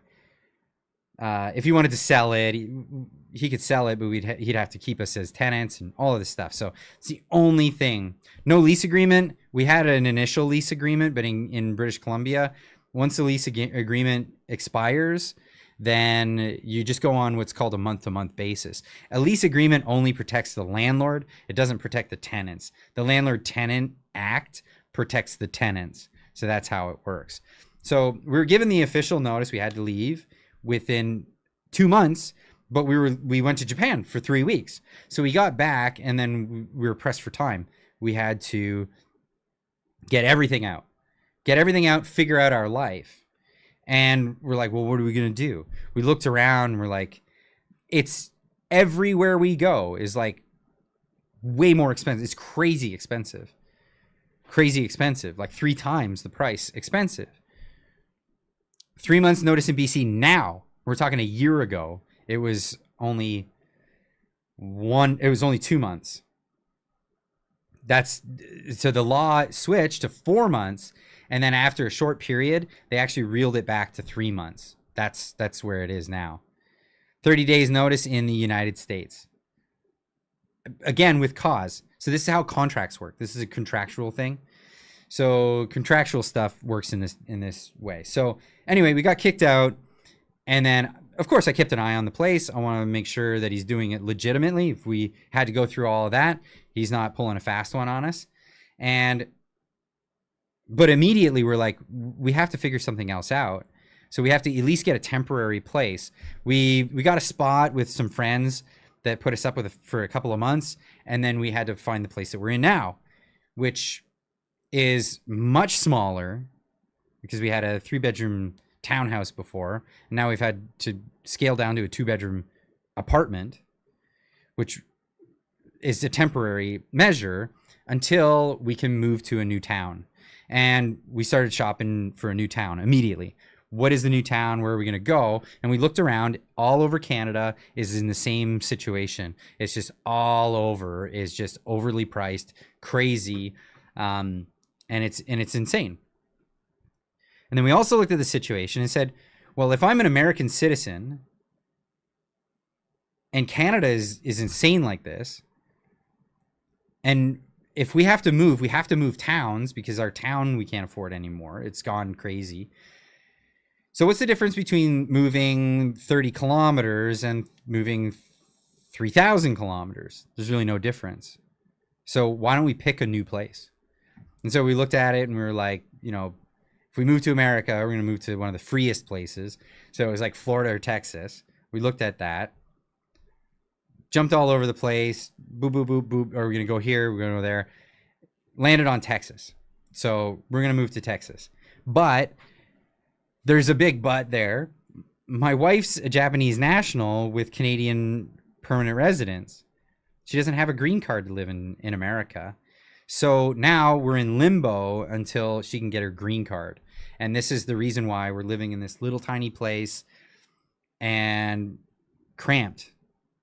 This is the whole thing. So our rent went up by $20,000 last year. Our place, our living quarters are less than half that what we used to have. It's crazy. It's absolutely insane. So when people are shit talking and they're saying stuff like Clyde's a traitor, he's leaving his country, he's doing all this stuff, blah, blah, blah. Just remember that it was Canadians that put me in this situation, my landlord, the town, the whole situation. And of course, you guys aren't to blame for any of this stuff. But as a father, as a husband, I have to do what's best for my kids. Seriously, when we went from paying 16 to 36,000 a year, it's absolutely insane.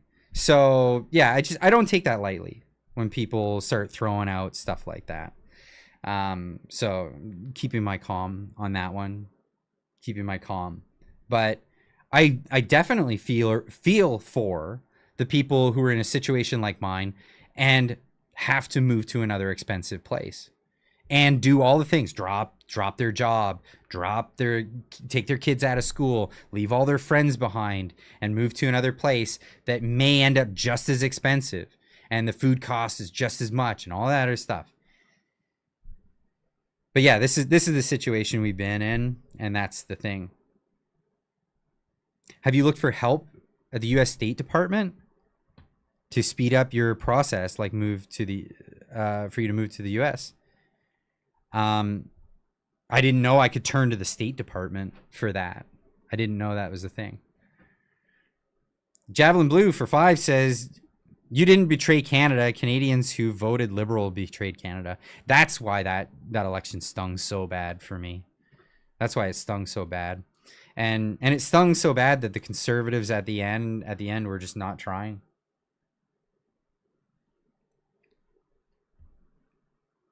Greed forced you into this position, and that's terrible, Clyde. Yeah. I follow a Canadian family from Ontario with 9 kids, moved all the way to Russia, saw hope for a Christian family here in Canada. Wow.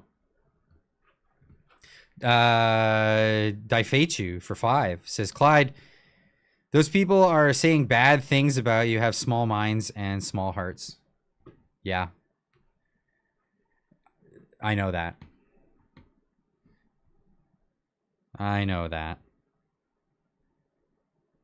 All part of God's plan. Be thankful for what you have, Clyde. I am very thankful. I have my family. They're good. I love my family. And you guys are freaking awesome. You guys are absolutely awesome. You are. Who's talking shit? You watched him tonight, Yard Prep.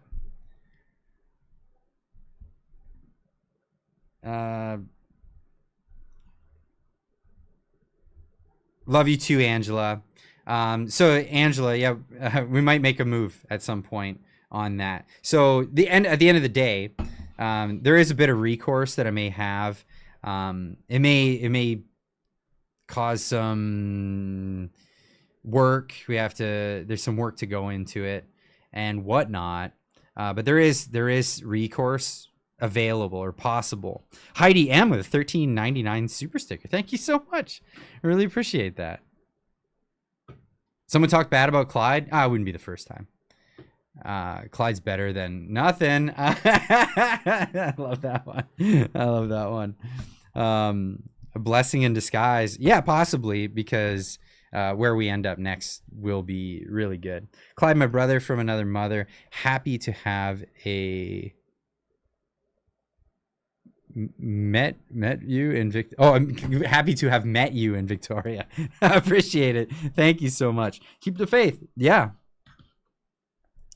I will keep the faith. I want to tell you guys this. So this was something that's very promising. So and ignore the way they wrote the title, because CTV News will do this stuff. So this is a very similar situation to my own, which is helpful. So Vancouver condo buyer ordered to pay evicted tenants $39,000 after failing to prove she moved into the unit. Now, Vancouver condo buyer is the way they wrote it. Now, the way it should read is just replace that word condo buyer with landlord, because the condo buyer, the person who bought the property with tenants in it. Now, the landlord tenant act lays out to landlords, if you want to move in, or if you want to do something with your property different than than how you bought it, here's the deal. Here's how you do it. And if you have tenants and you want them out because you want to do something different with the property, here's what you can do, here's what you can't do. Now, it's very specific that if you say that you want to move into your property and you do not move into your property, that you have breached the contract, and that the tenants will be owed by you 1 year's rent. This is what is written in the Landlord Tenant Act in British Columbia. Now, it may be different depending on your province. That being said, Javelin Blue with another $5 super chat says, "Are you leaving Canada? Wouldn't blame you if you did." No, we are leaving Canada, and it's been in the plans for some time, but we don't know how soon that can happen, and that's because the government works at the speed of government, right? So yeah, my wife's visa for the United States is all that we're depending on. We're waiting for that. My kids can come in because I'm an American citizen, and I've been assured of that by the U.S. Custom Border Security. Jilly Peppers for 10 says, "Thank you for always keeping us in the know. You work hard and you're inspiring. Huge shout out to Mrs. Do Something for lending us her hubby Wednesday and Friday."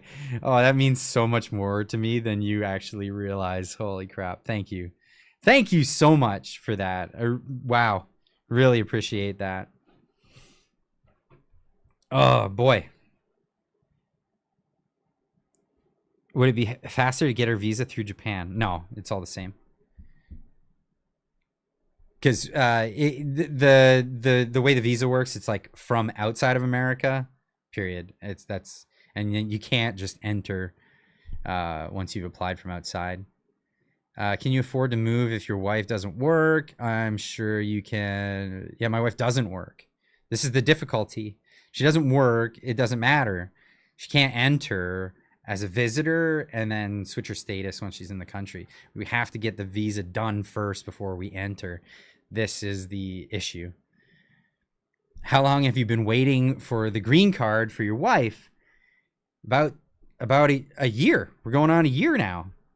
This is where it's been at. So, and we've been waiting all this time. Effing government. That's right. So yeah, like life's been in limbo, and this is why the whole scene changed. Like you guys are curious about that. She doesn't have an outside job. She has, her job is raising my children.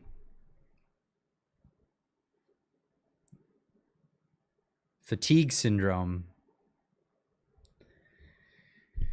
Yeah, no, it's hard. It's hard because I've been, making everything. But she doesn't just raise my children. She's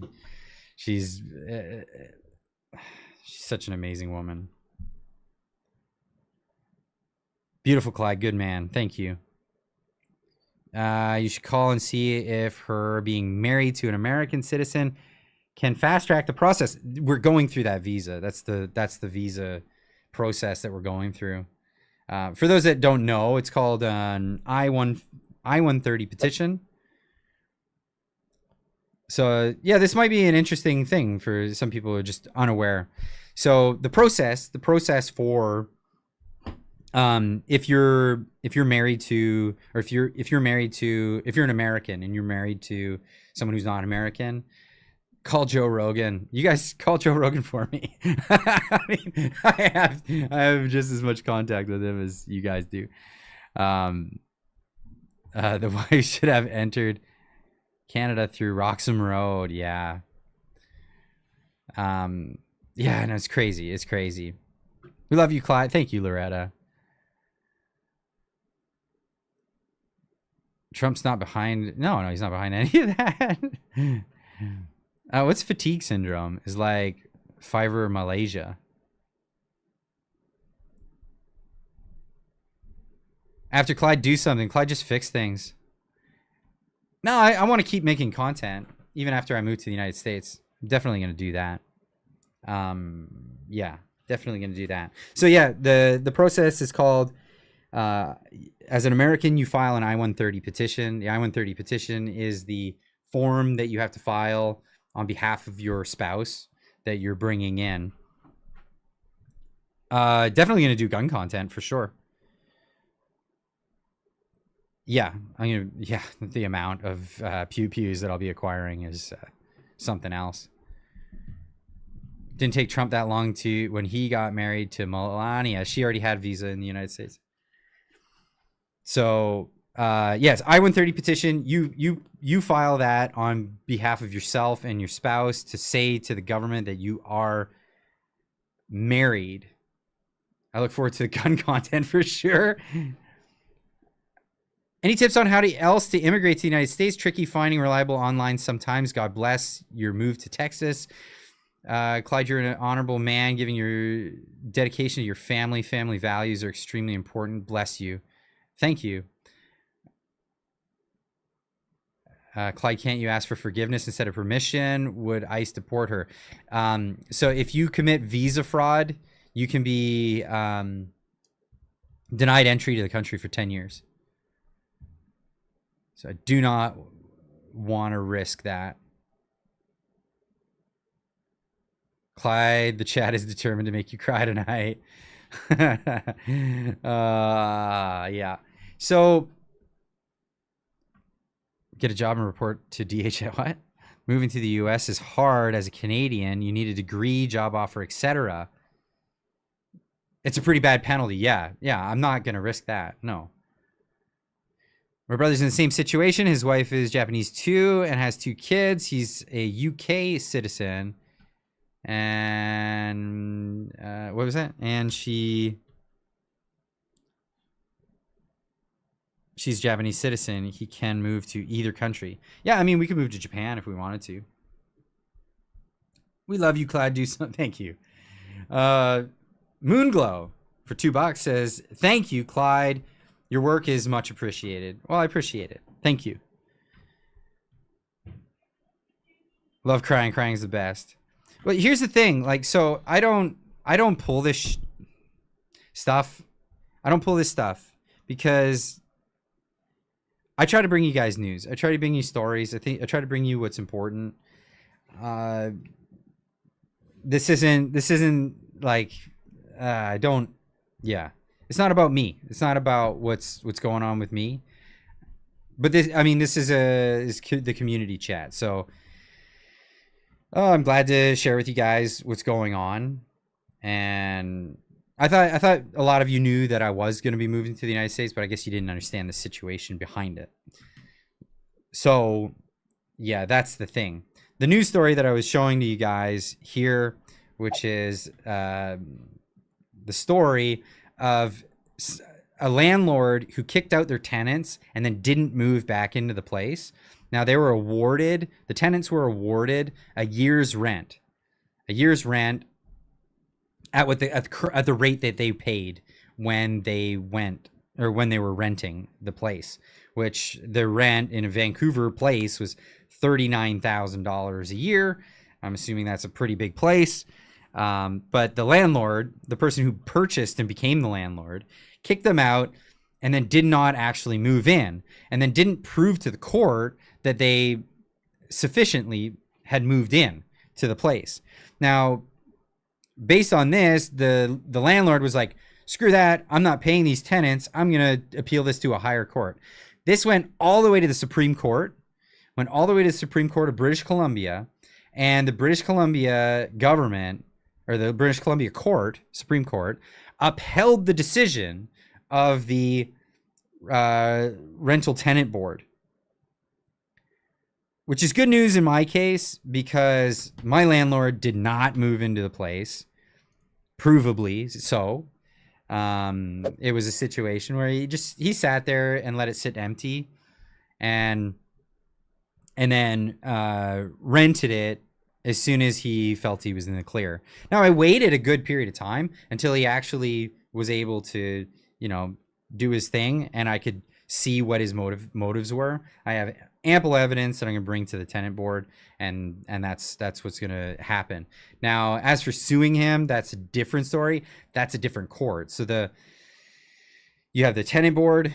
They can award the damages that's in the statutes is a year's rent.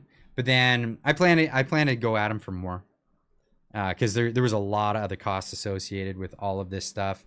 So that's the thing. Where are you doing the move to? So we're looking at just outside the Austin area in Texas. And yeah, I visited there. It's very nice. There's lots of great stuff for families. The Austin, the question, I know, and a lot of people are raising that question, like, why not Dallas? Why not other places? Which side of Austin? Northwest. So I lived in Hutto, just north of Round Rock. Okay, so you know the area, right? Yeah, so we're looking to move just west of Round Rock. Or northwest, because there's two little towns. There's Cedar Park and Leander. They're both really nice places. We're looking at those as a destination. Who knows? We might end up in Round Rock or Hutto or one of those places, but definitely North Austin. After I evacuated from Hurricane Rita, what do I do for a living? Oh, great question, Claudia. How new are you to the channel? I'm not asking that in a condescending way. I'm genuinely curious. So what I do for a living, I'm a mechanic. I'm a Red Seal certified technician in the automotive sector. Somewhat new. Okay. So this is what I do every day. I wake up as early as I possibly can. It's been a little on the tough side because this daylight savings and all that stuff. So it's hard to go to bed when it's still bright out. But wake up early in the morning. I do news stories, and then I pack everything up and I go to work. And I pull wrenches, and then I come home and I do these in the evenings as well. As well as raising a family and all the things that is involved in all of that. So good for you, Clyde. Document everything. Wish you the best of luck with your case. Yeah, and that's the hope. Mechanics get paid very well here in the U.S. that I'm aware of. We'll see, because when I get down there, might just end up just doing content creation. Depends on how the channel goes. I don't know. After doing the CBC video and watching the channel just go flatline, don't know. Maybe that won't be an option. Maybe I'll have to get on the wrenches. I'm fine with that because I do the wrenches every day as it is now. So Texas is truck land. Yeah, lots of trucks. The trades are the way to go. Absolutely. I've been encouraging people to get into the trades, whatever trades you'd like to get into. Mechanics is kind of a hard trade. A lot of people don't want to do all the different things that mechanics have to do. Like you have to be a plumber, electrician, engineer, mechanic, like all of the different things. You got to understand all of it. I haven't really compartmentalized the trade yet. Austin is liberal, but sounds like Clyde is talking about Williamson County. Yes, outside, which is not liberal. Trump won Williamson County. That's right. Austin looks beautiful. I just Googled it. It looks fresh. Yes, it's not too different from where I live here, except a little less mountainous. That's the way it is. And a little less wintry. Yes, Clyde, And I believe you are an honest man. We love honest mechanics. We love our local mechanic here. Been customers for years. That's awesome. Love that. What's that? Austin is nice to live close, but not inside. Yeah, that's right. That's the idea. And the other part about Austin is I'll be close to all the other podcasts. There is a lot of other podcasts going, and even Canadians moving to Austin to do podcasting. And that's it. So as long as I'm a drive away from any podcast, that's the idea. Austin is super woke because all the Cali peeps moved in. Yeah. Yep. Sounds exciting. Why not a smaller town? Kyle is good. Victoria, cute. So the, San Antonio is close too. Very close. So would love to see you on Joe Rogan one day. Yeah, that would be awesome. So the reason for the area is it was about the Japanese community. It really was that. So no matter where we move, my wife wants to be somewhere where there's like a community and cultural hub of Japanese people, Japanese speakers, and all that stuff to keep that alive in the family, because it's a big part of our family is the Japanese culture. So yeah, and in that area, there's a bunch of that. So that's exciting. Could you do podcasts about cars and trucks? Absolutely, I could. Absolutely could. In fact, it would be fun to guest on other car shows as like, hey, here's that political guy. Guess what? He actually knows a thing or two about automobiles. All right, let's get into it. Amarillo by morning. We don't have the hydro structure for nothing but EVs. Liberal in the US is a far right extremist in Canada. A liberal in, yeah, no kidding. You don't have to tell me twice about that. I mean, like even liberals in the US when talking about guns are they'll look at it and go, well, we're not going to come after people's handguns. I mean, you got to protect yourself somehow. That's like even the liberals say that. They're like, no, we just want to go after AR-15s. And of course, you know what I'm going to be doing? I'm going to be down there telling people, look at the dangers of gun control.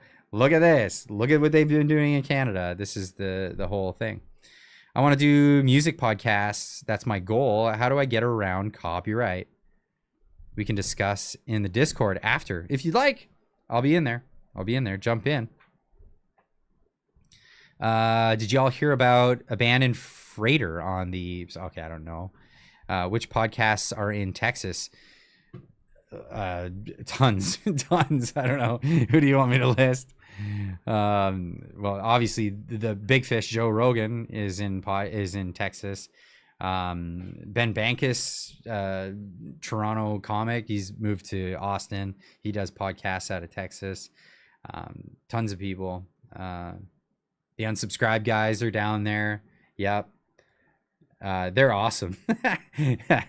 I'd love to get on their show. Talk about Canadian gun laws and what not to do. That'd be amazing.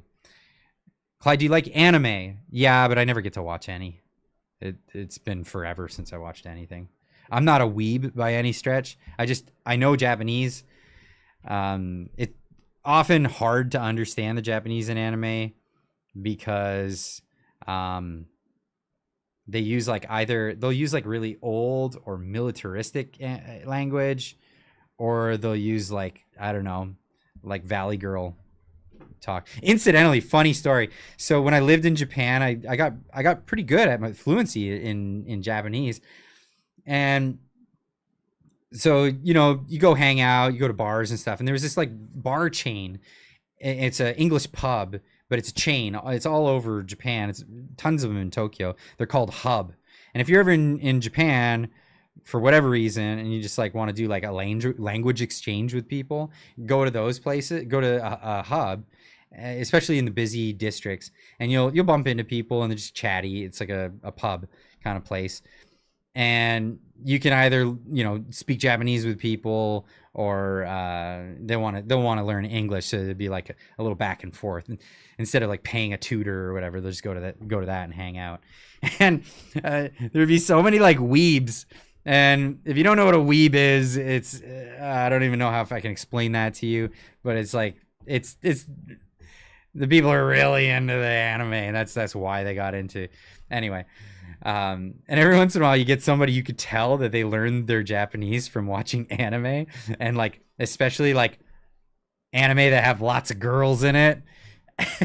and I swear the way they talk like women. It's like it would be the equivalent of somebody learning, you know, English and coming over like dudes, like hairy guys talking like valley girls from California. You know what I mean? It's the funniest thing ever.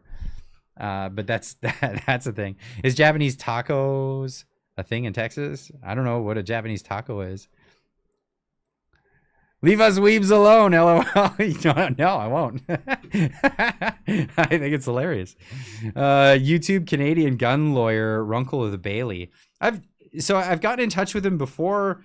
I was gonna have him on the show. It didn't pan out, and then I haven't. We tried a few times to get back and forth. There's no bad blood there or anything like that. It's just timing didn't work out. I'd love to have him on the show. I think he'd be fantastic. I really love his show. I watch his stuff. So if I ever got the chance to have him on, because it was pertinent and he thought it was a worthwhile thing, I would love to have him on. We're getting close to the end of the stream here, so I got to remind everybody that every week after the Friday night live stream, we go over to the Discord and we hang out in the Discord, and it gives everybody a chance to talk with each other, talk with me. If you have questions for me, that's a great time for it. If you just want to get to know other people in the community, that's a great time for that as well. The only time we ever give out the link for the Discord community is during these live streams on Friday night. We don't do it on Wednesday, the live streams, or any other live streams. It's only on the community live stream here on Fridays, and there's a reason for it, because we had the Discord get flooded with people who weren't even associated with the community or any of that stuff. We don't let people share the links. You got to be part of the group if you want to be. Come in, join us. We're really strict about bots and people who aren't part of the community, that kind of thing. So it's a very welcome community, though, apart from that. And I think that's why it's such a good community, is because we're very adamant about making it so like only people who want to be a part of this community can get into it. So don't have to worry about bots. Don't have to worry about douchebags and all of that other stuff. We got that taken care of. It's a thing that we do. Heidi M for $6.99 says, thanks for doing a live stream. More podcasters should do this.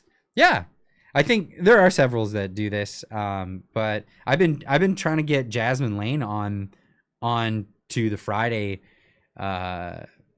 thing. I've been saying, Jasmine, you need to live stream before mine and then end it right as mine. We'll do like a crossover. It'll be super fun. Bug Jasmine about doing that, because we were talking about that. I think that would be amazing. She's amazing. She does great work. Check out the video from the other day where I was on her channel. We were talking. That was great. Carney for $5 says, when you watch YouTube, do you watch Vice Grip Garage? I don't know that channel. Let me hold on a second. Why is it messing with me here? Can I copy and paste that? Vice Grip Garage. I'll look them up. I will look them up. And then get to that. You know what? Maybe I have heard of them. I don't know. Vice Grip Garage? Nope. Never heard of them. But I'll check it out. You could hear the music from it. Vice Grip Garage is awesome. Where are they from? Do you know? Because, yeah, if they're from Texas, I'll definitely go give them a visit. Michigan to Tennessee. No, that's just a video. I don't know. Yeah. I don't watch a lot of car content because I do cars every day. You know what I mean? It's one of those things. But, you know, it is what it is. I like that other people are that passionate about it. I'm passionate about my job. I'm just that much more passionate about politics, and that seemed to be where my focus went. Just because of years of reading about economics and years of reading about political ideologies, things like that. Clyde, get some lol samples. What do you mean by that? Clyde, it's 10:43 here in Texas, and I'm older. Well, Loretta, if you want to join us in the Discord, people are with a question mark. Do I have any mods in here with the Discord link? Who's got the Discord link? We need to get that Discord link in the chat. Somebody make that happen. Am I going to be the one who has to do that? I think this one's from today. This should be a good link. Just somebody try out the link. Let me know in the chat if that link works, if it's a good link. And then, yeah. If it's not, I'll make a new link before I get out of here and skedaddle back into the Discord. But yeah, we like to hang out in the Discord, hang out there, have a couple more wobbly pops before we call it a night. I got to give a plug, though, as well. I forgot to do this earlier. Why did I forget? We are going to be in Vancouver tomorrow evening. It worked. Oh, sweet. Are we going to see you there, Olia? It's been a minute. Good to see you. Yeah, jump in there. So this is going to be happening in Vancouver. Sup, Canada. Check out our next comedy show, June 7th. They get a little gay in this in this ad because of Gay Month. But it's all jokes. We're going to be going... What's that? Wobbly Pops? Is that like what Moose on the Loose calls stumbling juice? That's right. That's exactly it. I was talking to him on the phone the other day, and he's like, "Oh, I call it stumbling juice." Yeah, I call it Wobbly Pops. My dad used to call it Wobbly Pops, so just call it that. It's hilarious. But check this out. We're gonna be here tomorrow. I'll give you a link, or I'll give you the link to it. But check this out. We'll be there tomorrow. This comedy show. Round 3, bitches. Hey everyone, we're back and we're having so much fun with the Conscious Comedy shows. We want to let you know that we have another great show coming your way. June 7th to Vancouver at 7 p.m. It's a show where we only accept unacceptable views. We have a lineup of savage comedians including Garrett Duran Moran, Kelly Brando, Al Hassam, Lucien Tudor, the famous Canadian Justin Trudeau impersonator John Julian, your boy Thought Criminal Ian, and headlined by the talented and beautiful Elizabeth Stanton. Get your tickets sooner rather than later. We're surprised that there's so many extremists in Vancouver that we've sold out these shows both times. That's awesome. You gotta come out to Conscious Comedy. It is the best show that you're gonna see this year. It's our special Pride Edition show, and we're not afraid to say what's gay. And we take pride in bringing the dude doing a burn bringing them your way. And stick around until the end of the show That's because funny. we have over $200 worth of door prizes coming your way, mostly in prepper-related goods. We hope to see you there. It'll be June 7th, doors at 7 p.m. at the Shamshree Caveman Bar in Chinatown. Oh, you come by for gay show. So yeah, it's tomorrow night in Vancouver. Put the link in the description or in the chat here. So go check that out. You won't regret it. It'll be fun. I'll be there. My whole crew is going to be there. We're going to have a good time. Peter from Edmonton says, for $10, says, have a beer for me. Been a rough day. I'm sorry to hear that it's been a rough day. It's been a rough week for me. I'm not going to lie. It's been a rough week. And you guys cheered me up tonight. I really appreciate that. I really appreciate it. I mean, it's been a rough year, as I described to you guys earlier. But we're making do. We're making progress. We're gonna make this all happen. And looking forward to, will $10 buy you a beer in Canada? Almost. Oh man. So anyway, that was a stream. I love hanging out with you guys on a Friday evening. It's fantastic. Thanks for coming out. The Discord link is in the chat there. I know it works. So if you're keen, come on over. We'll hang out. And if not, we'll see you guys in the next one. As always, keep on trucking.